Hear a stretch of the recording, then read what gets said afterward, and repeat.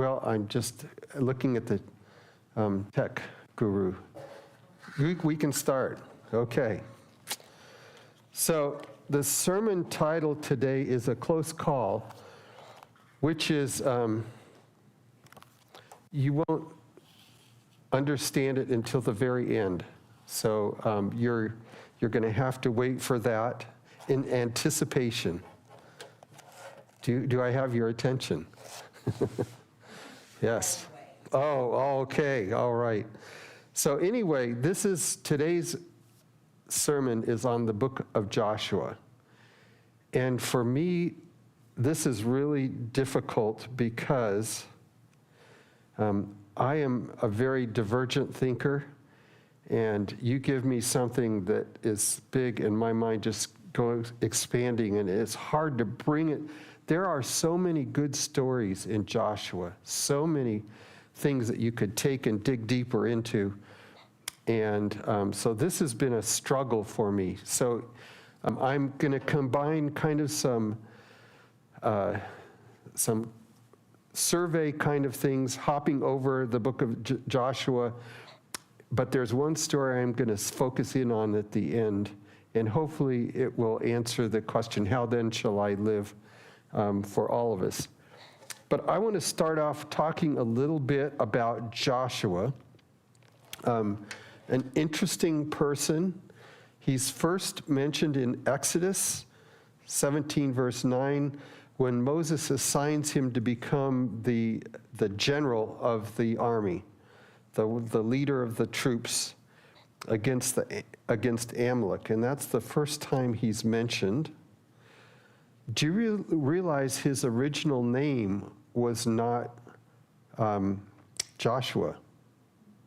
So if you look at, let's just look at Numbers 13:8.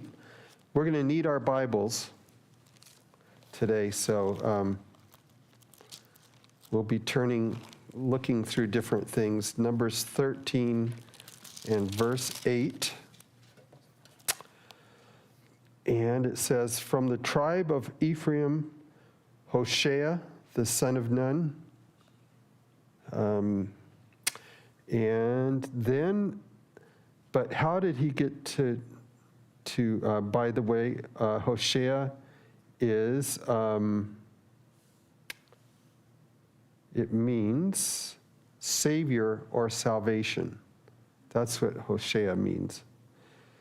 But if you look at Numbers 13:16, his name got changed. And guess who did it? Moses. Moses changed his name for him. These are the names of the men whom Moses sent to spy out the land. And Moses called Hoshea, the son of Nun, Joshua. And Joshua means salvation of or by Jehovah. So a name change. I don't know if any of you have had someone name you something different other than what your name is, but it doesn't happen very often. So he became Joshua from that point on. If you look at Deuteronomy 31, 7 and 8, we'll find that he was named by Moses, actually chosen by God, to be the leader to replace Moses after his death. It says, then Moses called Joshua and said to him in the sight of all Israel, be strong and of good courage, for you must go with this people to the land which the Lord has sworn to their fathers to give them, and you shall cause them to inherit it. And the Lord, he is the one who goes before you. He will be with you. He will not leave you nor forsake you. Do not fear nor be dismayed. This is interesting how many times when you read, when God talks to Joshua, it's don't be afraid, have courage. You know, that, I don't know how many times that appears in the book of Joshua. I could understand why you'd need that encouragement. I'm sure it would get when you look at the impossible task, impossible to man, but not impossible to God. So there are two things I'm going to talk about before we get into Joshua. That's the first one, just Joshua, who this book is about. There are many parallels between he and Christ, and that's a road we could go down, but today we can't because we wouldn't have time. But it's an interesting thing, how many things Christ and Joshua. Do you realize there's no recorded sin for Joshua? There was one time when it says he didn't inquire of the Lord. This is for Gibeon, when they came. We'll talk about that a little bit as we go along. But anyway, that's the only thing. The rest of the time, when you think of all the things that he was up against, and yet he seems to have stayed the course. So that's the first one, Joshua. The second thing I want to talk about before we get into Joshua is the question of where to sacrifice and worship. This is quite foreign from the way we see things. So let's look at Deuteronomy 12 and verse 11.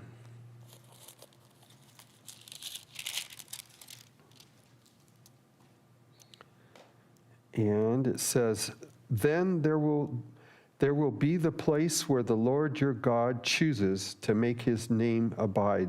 There you shall bring all that I command you, your burnt offerings, your sacrifices, your tithes, the heave offerings of your hand, and all your choice offerings which you vow to the Lord." And then down to verse 13, "Take heed to yourself that you do not offer your burnt offerings in every place that you see, but in the place which the Lord chooses in one of your tribes. There you shall offer your burnt offerings, and there you shall do all that I command you." So in other words, there's only one place in all of the Canaan land, the promised land, where they were to go and worship, at least bring their offerings.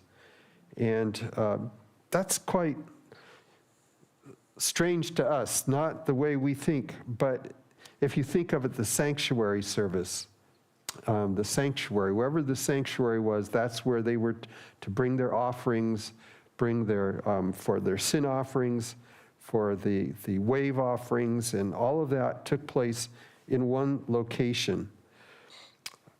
Remember Daniel, when he prayed? He always opened the window and faced toward Jerusalem. And to us, I mean, if I'm out driving somewhere, I don't find which way is Ellensburg, okay, and pray in that direction. I mean, that God is everywhere. So in our minds, but for Daniel and many others, this is location is important. It really limited, in a way, the place, the points where the, worship kind of, it would be a different way of thinking. But by doing this, it gave the location where the ultimate sacrifice would take place. It wouldn't be here, there, anywhere. Christ came to Jerusalem where the sanctuary was, and that's where the sacrifice, the whole sacrificial system was pointing forward to Christ. And so by bringing it to one place, it provided the location. This is where it's going to take place. And indeed, he fulfilled that. But an interesting side note, if you turn to John 4, I hope you have plenty of calluses on your fingers so that turning pages doesn't cause you to have blisters. So John 4, and this is a story that you all probably know and will recognize, starting with verse 19. This is the woman at the well. The woman said to him, "Sir, I perceive that you are a prophet. Our fathers worshipped on this mountain, and you Jews say that in Jerusalem is the place where one ought to worship." Okay, that follows. This is, Jerusalem. We have our own place. Jesus said to her, "Woman, believe me, the hour is coming when you will neither on this mountain nor in Jerusalem worship the Father. You worship what you do not know. We know what we worship. The salvation is of the Jews. But the hour is coming, and now is when the true worshipers will worship the Father in spirit and truth, for the Father is seeking such to worship him. He's foretelling that after this ultimate sacrifice that everything was pointing to, that it was no longer going to be focused on just one place, but everywhere, where focus was on Christ. So without the gospel, how could the gospel have gone to the whole world? You know, if everyone had to go to Jerusalem to worship, then, you know, it would really limit the scope of Christianity and where it could be. But because of this system is finished. Christ fulfilled it. And so from that point on, the gospel was to go to the entire world. So that's going to be an important point, but we won't think of that yet. That's not till the end, but keep that in mind. I want to go through Joshua, just cover it as quickly, kind of give you a brief survey, and use my PowerPoint, if everything works well, to give you a tour. There are 3 parts to Joshua. And, okay, so I did too much.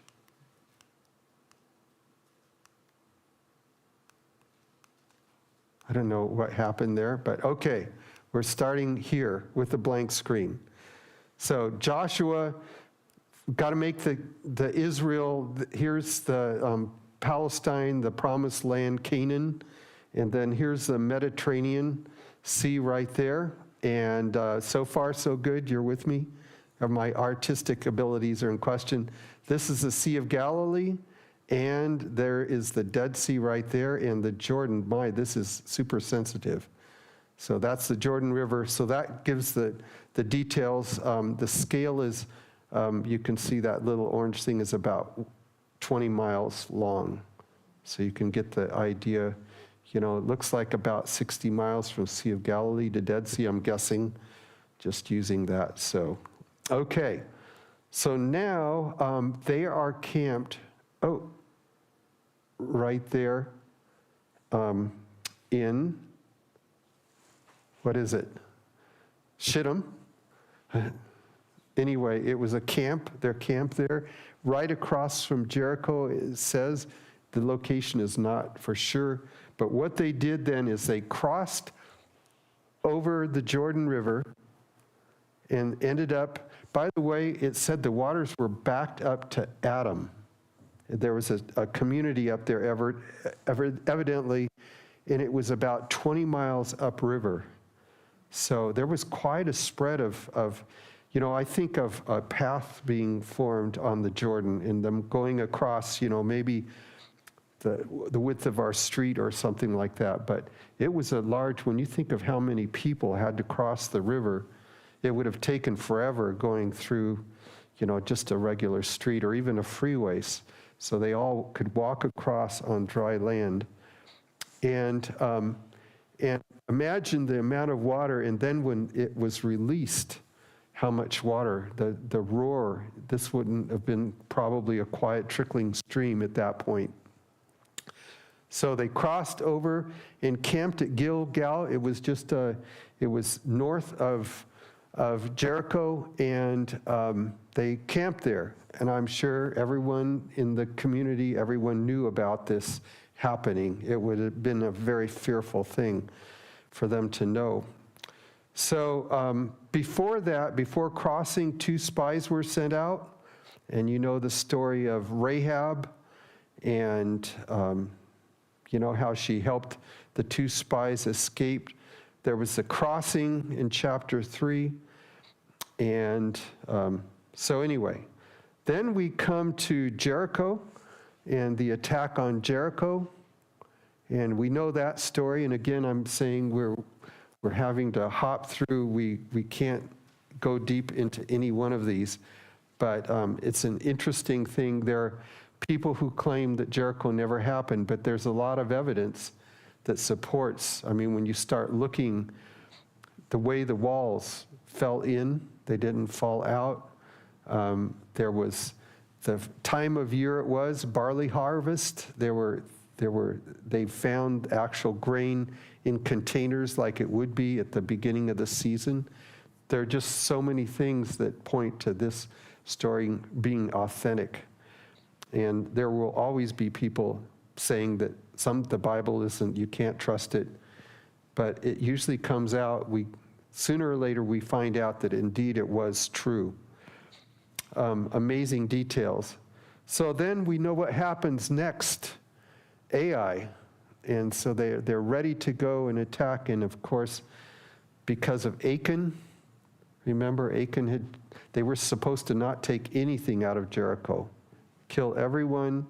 All the gold and silver and everything was to go to the temple service. And that was it. But Achan decided they won't miss a little bit and buried it. His family knew about it, didn't say anything. Other people might have known about it and didn't say anything. So, go to Ai. They didn't send out the whole troops. It was just a small town. They figured it would be, we don't need, if we can handle this, we'll just send a few troops. And they got routed. People got killed. They came back. What is wrong? Joshua, imagine, the fear of the Lord was on the inhabitants, and suddenly this invincible army gets trumped by a little town of Ai. And it's like, we can handle them, no problem. So it was scary for them. And then, so Joshua goes to God, finds out someone has disobeyed, and it comes out by lot to be Achan and his family, and they have to be taken care of. A lot of things that are hard to understand. Then comes the destruction of Ai, and it's an interesting story, the strategy they used. I'd love to talk about it, but we just don't have time for that. But read it. It's an amazing how they pulled all the soldiers out of not only Ai, but also Bethel, which was very close. They just emptied the town. All the soldiers followed. They thought they had routed them again, and they were going to take care of them. But unknowns to them, there was another segment that had been laid in ambush behind the city, and they started the cities on fire. And then, anyway, so took care of that. There's a gap. They continue to Shechem and Mount Ebal and Gerizim. Mount Gerizim, so it's two mountains, and they had the blessings and cursings. Moses had instructed them, Joshua, to take them there and to read this, remind them, always reminding them of the blessings and the curses. So it was a renewal of the covenant. You'll find that in Joshua 8:30 through 35. Then there's a gap, because the next thing you know, they're back in Gilgal, that camp, the original camp. And it's to Gilgal that the Gibeonites came. And Gibeah was right there. So you can see they claimed they had come from a far country, that they wanted to make an agreement to be not, that they would respect each other, and that the Gibeonites were willing to serve. And so their bags were torn and old, and the grain was old, and everything looked like they had traveled for hundreds of miles. And so this is where it says that they did not inquire of the Lord. And so they agreed to the contract, and the Gibeonites went on home, and then they found out, the Israelites found out they'd been duped, that they lived very close. This is in chapter 10, most of chapter 10.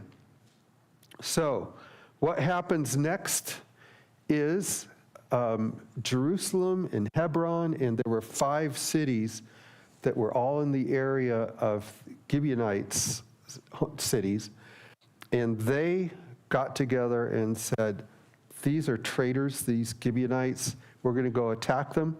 So they come to the city of Gibeon, and the Gibeonites send a messenger to Joshua saying, help, we're being attacked, we need your help.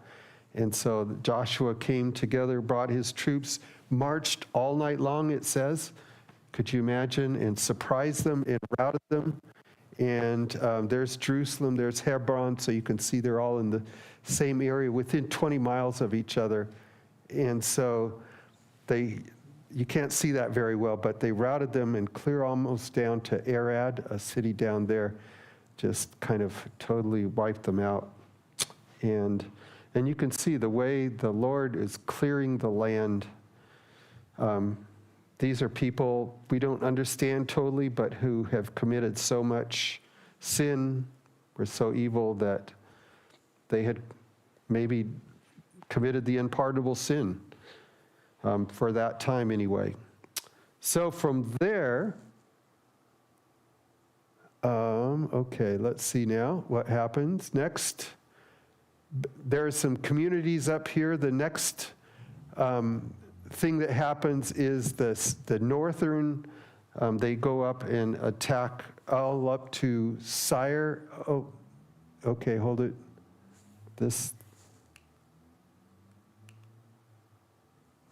Okay, so this is, no. Why is this doing this? Okay, now it's not working. Well, okay, so can you click it once? The next thing is that East Manasseh, Gad, and Reuben. Okay. So this is your last one on the second. Okay, so anyway, these are the, So anyway, when they had cleared the other side of the river, there were two tribes, Reuben and Gad and half of Manasseh, who said, we have many livestock. This is perfect grazing land. Can we stay here? In fact, let's look at that. Do I have that written down? I might not. But let's see if I can find it. Otherwise, I'll just tell you.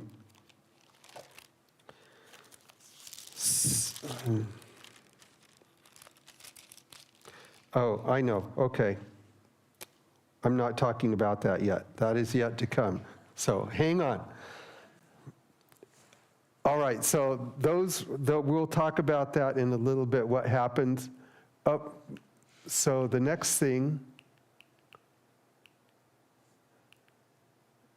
is they divide up the land after all these are routed, and you can see Judah and Simeon and the 10 tribes. There's the other half of Manasseh's. You can see how they're all located, and this was all decided by Joshua, the dividing up among the tribes, and they each had an area that they had. So that was, that's part two, of the three parts. And then finally, the last part is Joshua's farewell, which is Joshua 23 and through 24. So I'm going to leave it at that. So you have now seen an overview of Joshua. That's the book of Joshua with a lot of details left out. Okay, we want to go back to the other side of the river and move back in time and look at Numbers 32. And this is where we'll start using the Bible more. So, Numbers 32, verses 1, 2, and 5. Now the children of Reuben and the children of Gad had a very great multitude of livestock. And when they saw the land of Jazer and the land of Gilead, that indeed the region was a place for livestock, the children of Gad and the children of Reuben came and spoke to Moses, to Eleazar, the priest, and to leaders of the congregation saying, and then it goes on what they're saying, they're requesting, can we have this land? And verse 5, if we have found favor in your sight, let this land be given to you, to your servants as a possession, and do not take us over the Jordan. Okay, remember, over the Jordan is the promised land. Now, what I want you to do is notice how the response is to this request, and then how they responded. They use great restraint. So Moses says to the children of Gad and to the children of Reuben, shall your brethren go to war while you sit here? Now, why will you discourage the heart of the children of Israel from going over into the land which the Lord has given them? Thus your fathers did when I sent them away from Kadesh Barnea to see the land. And it goes on and on. He really chews them out royally. And he goes on, and look, you have risen in your father, this is verse 14. You have risen in your father's place, a brood of sinful men, to increase still more the fierce anger of the Lord against Israel. For if you turn away from following him, he will once again leave them in the wilderness, and you will destroy all these people. So, innocent request, bam. And this is what they did. Verse 16. Then they came near to him and said, we will build sheepfolds here for our livestock and cities for our little ones, but we ourselves will be armed and ready to go before the children of Israel until we have brought them to their place, and our little ones will dwell in the fortified cities because of the inhabitants of the land. We will not return to our homes until every one of the children of Israel has received his inheritance. For we will not inherit with them on the other side of the Jordan and beyond, because our inheritance has fallen to us on the eastern side of the Jordan. So that made sense. Moses says, if you do this thing, if you arm yourselves before the Lord for the war, and all your armed men cross over the Jordan before the Lord until he has driven out his enemies from before him, and the land is subdued before the Lord, then afterward you may return and be blameless before the Lord and before Israel, and this land shall be your possession before the Lord. But if you do not so, then take note, you have sinned against the Lord, and be sure your sins will find you out. So it was very soft, even though Moses really hit them hard. He saw it as, we don't want to go on fighting. Let the rest of you go. That wasn't their idea at all. And they came near to him. I like that picture of, they weren't yelling at each other. They came near and spoke quietly to them. So that's kind of a background here. They wanted the land. It was a good land for their livestock. That was what they did for a living. So now, Joshua. We're finally to Joshua. So let's turn to chapter 1 of Joshua. And I want to read verse 1 and then 5 through 9. So after the death of Moses, the servant of the Lord, it came to pass that the Lord spoke to Joshua, the son of Nun, Moses' assistant, saying, so Moses dedicated Joshua, and then God recognizes him as the leader. And then 5 through 9, what God is telling him, no man shall be able to stand before you all the days of your life. As I was with Moses, so I will be with you. I will not leave you nor forsake you. Be strong and of good courage, for to this people you shall divide as an inheritance the land which I swore to their fathers to give them. Only be strong and very courageous, that you may observe to do according to all of the law which Moses my servant commanded you. Do not turn from it to the right hand or to the left, that you may prosper wherever you go. This book of the law shall not depart from your mouth, but you shall meditate on it day and night, that you may observe to do according to all that is written in it. For then you will make your way prosperous, and then you will have good success. Have I not commanded you? Be strong and of good courage. That's several times right there. Be strong and of good courage. Do not be afraid nor be dismayed, for the Lord your God is with you wherever you go. I think that's something we can claim. You know, we all have our battles that we go through, uncertainty, and, you know, be strong and of good courage. Do not be afraid, for the Lord your God is with you wherever you go. So, verse 10, Joshua commanded the officers of the people, saying, pass through the camp, command the people, saying, prepare provisions for yourselves, for within 3 days you will cross over this Jordan to go to possess the land which the Lord your God is giving to you to possess. Imagine that, like 40 years wandering around, and, you know, and then suddenly this momentous 3 days, and you will cross the river, and the promise is being fulfilled, beginning to be fulfilled. So pretty exciting. I imagine, you know, when the stomachs are churning and it's, you know, we're packing up, we're going in. So then what about the tribes, Reuben and Gad and Manasseh? So let's look at 10 through 12. Actually 13. No, which one is it here? 16 through 18. And he goes and says to these tribes, don't forget what you promised. And they answered Joshua, saying, all that you command us we will do, and wherever you send us we will go. Just as we heeded Moses in all things, so we will heed you. Only the Lord your God be with you as he was with Moses.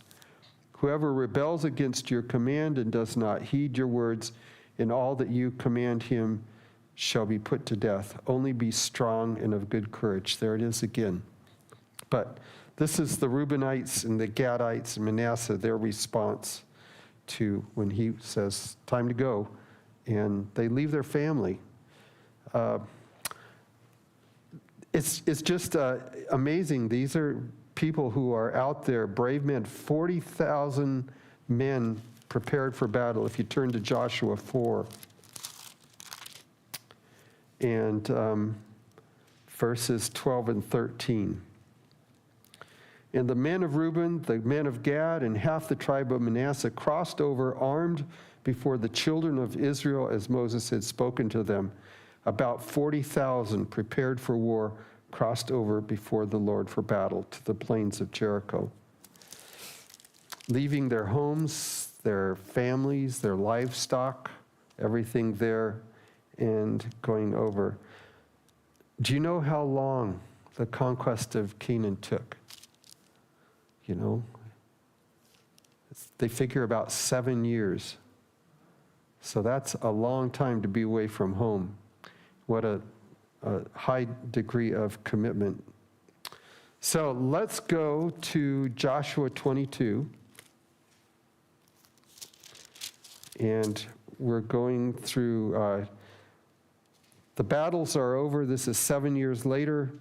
Joshua called the Reubenites, the Gadites, and half the tribe of Manasseh and said to them, you have kept all that Moses, the servant of the Lord, commanded you and have obeyed my voice in all that I commanded you.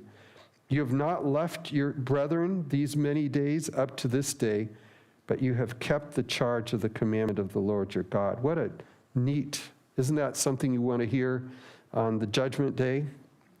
And now the Lord your God has given rest to your brethren as he promised them. Now therefore, return and go to your tents and to the land of your possession, which Moses the Lord gave you on the other side of Jordan. And he also sent them, it says, many great things, lots of riches, gold, silver, and cattle, and They were going home with many, many blessings.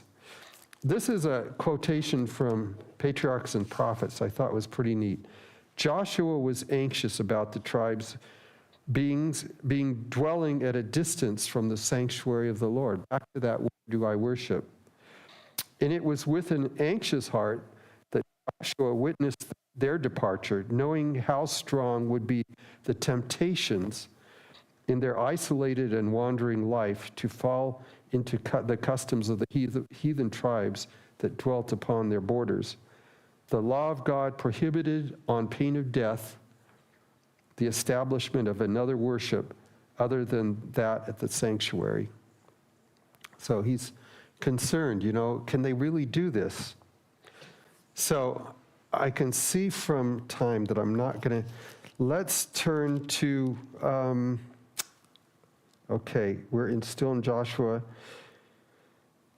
Let's look at verse 10 of 22, Joshua 22. And when they came to the region of the Jordan, we're getting close to the close call here. They came to the region of the Jordan, which is in the land of Canaan. The children of Reuben, the children of Gad, and half the tribe of Manasseh built an altar there by the Jordan, a great, impressive altar. So from the way the word that is used for altar, it was referring to the altar of the Lord that was used for sacrifices. And it was like a replica of that, only huge. It was a big, right there on the banks of the Jordan. It appears that it was on the west side of the river. And the rest of Israel, if you read on, someone reported, hey, these tribes on the eastern side have already set up an altar, and they're going to start their own worship area. So what did they do? They called all the armies back together again, and they were ready to go and destroy those tribes.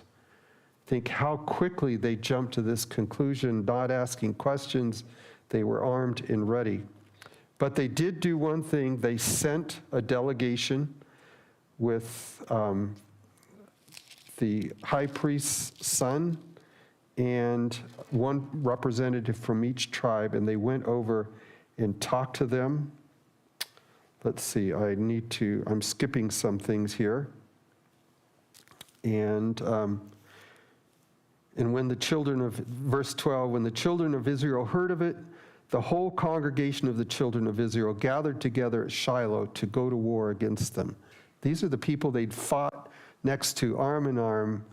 I can imagine as when it was all over, hugging and cross the river, and bam, just like that, they're ready to go to war with them. So 21 through 29, we won't read all of that.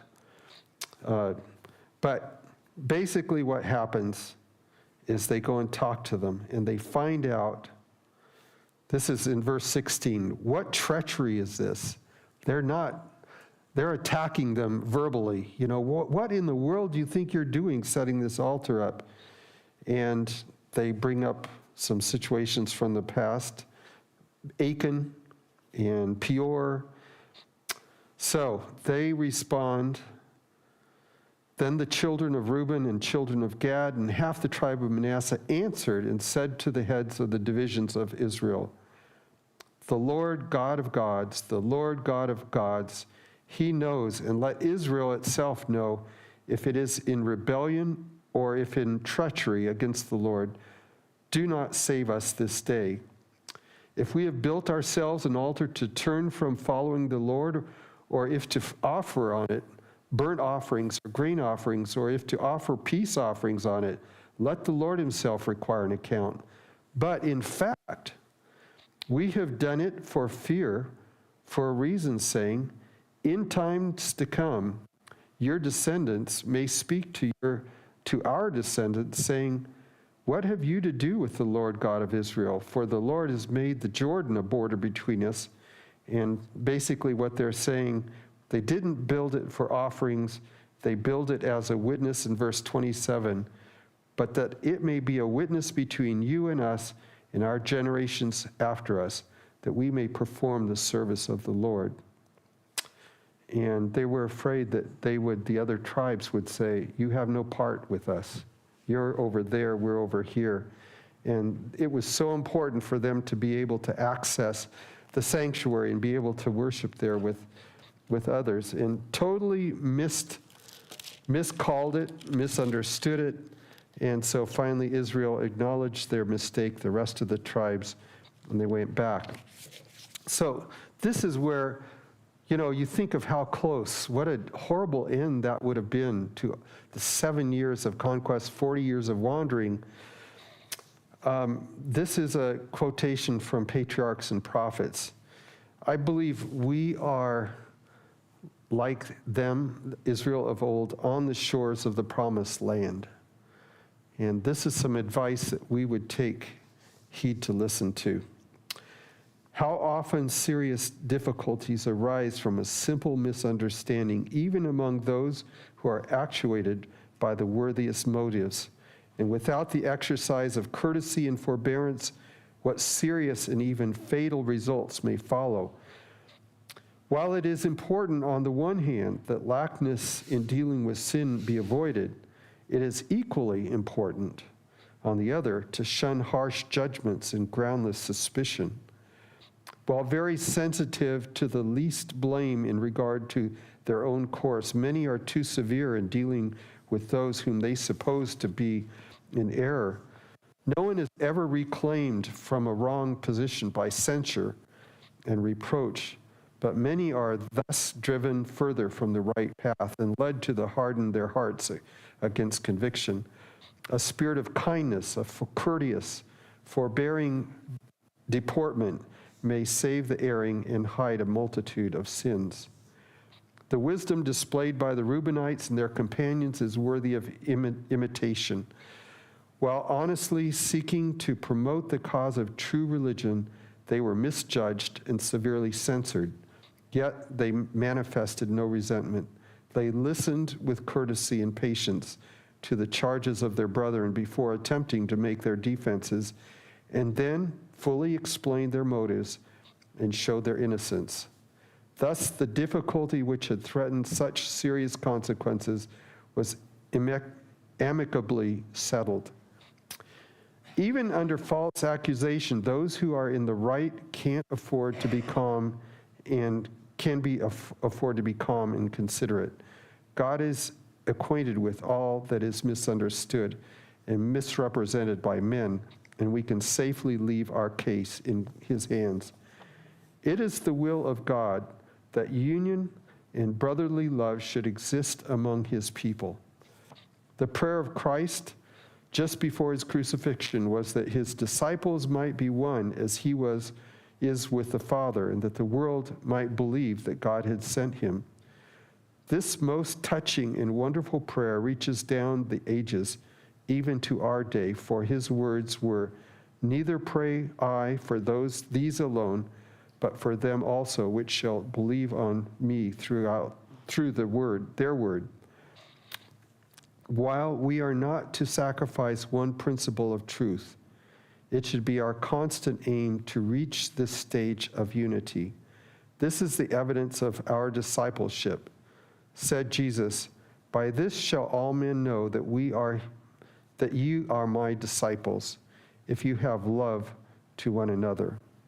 The Apostle Peter exhorts the church, "Be you all of one mind, having compassion one for another, love as brethren, be pitiful, be courteous, not rendering evil for evil or railing for railing, but contrariwise blessing, knowing that you are thereunto called, that you should inherit a blessing." I think that's really important. You see how often Satan, the great deceiver, tries to create division, bring things together. I was thinking this morning of our honeymoon. Julie and I, in our great maturity and wisdom of 20 years, took the money that had been given to us as our wedding gift. We had nothing, and we took that money, instead of using it to get by, we bought a sailboat. We were honeymooning on Lake Tahoe, and we thought, oh, this would be neat, something we could use, and neither of us had ever sailed before. So we got it put together. It was called a snark. This is very similar. Ours didn't have the same design on the side. But we got in it. We thought we could figure this out. We're smart kids. So there was an offshore wind. We got in the boat and we were out. We were heading out there. I learned that Tahoe is 1,600 feet deep in places, but you don't think of that when you're heading out. But when you're out there, when we turned and tried to start coming back to land, it was, I don't know if you know what luffing is, but we headed right into the wind and the sail is just going back and forth. And what do?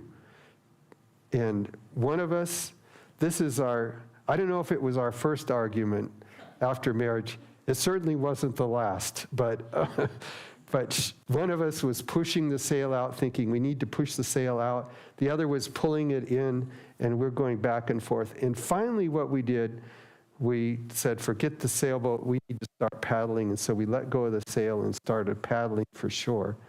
And in doing so, we changed the angle of the boat a little bit, and suddenly there was wind in the sail, and we headed off and got to shore.